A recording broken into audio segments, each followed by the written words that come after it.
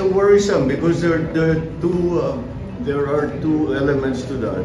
兵方面在黄岩岛海域采取一系列 Magandang araw mga ka-aerial defense, may ibabahagi na naman ako sa inyo dahil ngayong araw na ito ay may bagay tayong pag-uusapan, 50 barko ng China sa West Philippine Sea na mataan ng Philippine Navy, pero bago tayo magpatuloy wag mo muna kalimutan mag-like, share, and subscribe, paki-follow at like muna ng aming page na nasa description na ang link. Sinabi ng Philippine Navy na namonitor nila ang nasa 50 barko ng China sa West Philippine Sea nitong Lunes ika-26 ng Pebrero, sa Scarborough Shoal o Bajo de Masinloc. Mayroong 4 na barko ng China Coast Guard at 10 hanggang 17 Chinese fishing vessels, sinabi ni West Philippine Sea Commodore Navy spokesperson Roy Vincent Trinidad. May 2 CCG vessel at 4 na Chinese fishing boat na binabantayan sa Ayungin Shoal. Dagdag niya, sinabi rin ni Trinidad na namonitor ng Navy ang isang People's Liberation Army Navy vessel, isang CCG vessel at 16 na Chinese fishing boat malapit sa Pagasa Island. These numbers, we compare this with the previous weeks, they seem to be fairly constant. Those in West Philippine Sea operate out of Mischief Reef. So they rotate from Mischief Reef as the safe harbor. They project those vessels to the other features in West Philippine Sea. Bukod dito, 2 Chinese fishing boat ang namataan sa parola habang siyam pa ang nakita sa panatag. Hindi nagbigay ng detalye si Trinidad sa mga dayuhang sasakyang dagat na binabantayan sa Sabines Shoal. Aminado naman ang Pangulong Ferdinand Marcos Jr. na nakakabahala ang ginagawa ng China sa bahagi ng West Philippine Sea, partikular ang electronic interference sa mga barko ng Pilipinas at maging ang presensya ng mga warship doon. Yeah, it's worrisome because there are two elements to that. One is that it's the dati Coast Guard lang ng China ang gumagalaw dun sa area natin. Ngayon may Navy na, sumama pa mga fishing boat. So nagbabago ang sitwasyon. But well, maliwanag naman para sa atin. We just watch, of course, what everybody is doing. But really, for us, patuloy pa rin natin. We just defend our maritime territory. We continue to support all of our fishermen, our fisher folk who make their living from these fishing grounds. At patuloy naman natin tutulungan sila. At despite whatever else happens, may binablock tayo o shadow, patuloy pa rin ang ating gagawin. Dahil yan naman ang trabaho natin. Tulungan natin yung mga fishers na matagal na, ilang henerasyon na, doon nangingisda. So that's essentially the issue there. So that's the basic principle there, is that the fishers must be allowed to fish in their traditional fishing grounds, which belong in the maritime territory of the Philippines.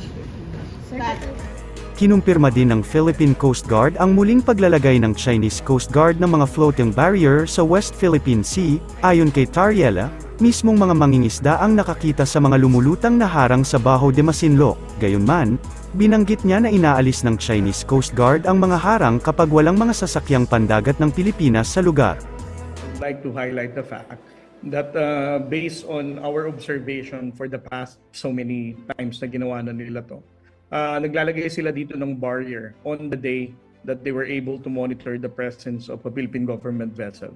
Whether it's a Coast Guard or whether it's Bureau of Fisheries and Aquatic Resources, at a certain distance, pag alam nilang papunta tayo sa Bajo de Masinloc, naglalagay na agad sila sa bukana sa lagoon ng Bajo de Masinloc.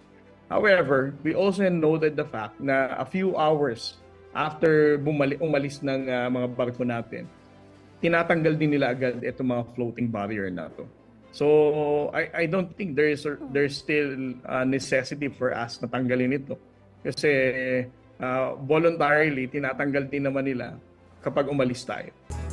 Binigyang diin din ni Tariela na bahagi ng mga aksyon ng China ang pag-jam sa tracking system ng mga sasakyang pandagat ng Pilipinas. Pahayag pa niya, pangatlong beses na itong nangyari. na humahadlang sa mga barko sa pagpapadala ng Automatic Identification Signals AIS sa pamamagitan ng sistema ng AIS, na tutukoy ang eksaktong lokasyon ng mga barko. Dahil sa jamming, hindi nila na-monitor ang mga barko. Sa kabila nito, nakipag-ugnayan at na-monitor ng Philippine Coast Guard ang sitwasyon ng mga barkong tumulak at nalaman na ligtas na ang mga ito. This is already the third time that we were able to notice that every time our Coast Guard vessel and BFAR vessel come close to Bajo de Masinloc, an approximate distance between 15 to 20 nautical miles. Napapansin namin, although we are in close contact naman dito sa mga vessels natin that we deploy in Bajo de Masinloc, na nawawala yung AIS signal nila. No? We cannot be able to monitor their AIS movement. And whenever we call them to radio and other communication capability that they have to confirm kung naka-on ang AIS nila, they would say na naka-on naman, and unfortunately we were not able to monitor them. Now there are two reasons, no, we are trying to understand why the Chinese government is doing this. One is, of course, for us to not to effectively monitor the presence of our Coast Guard vessels and BFAR vessels once they are out at sea, particularly dito sa Bajo de Masinloc. And second is, napapansin din namin, every time the AIS signal of our government vessels ay nawawala, ito rin yung tumatama sa almost same hour, no, na i-declare ng China na they were successful in driving us away.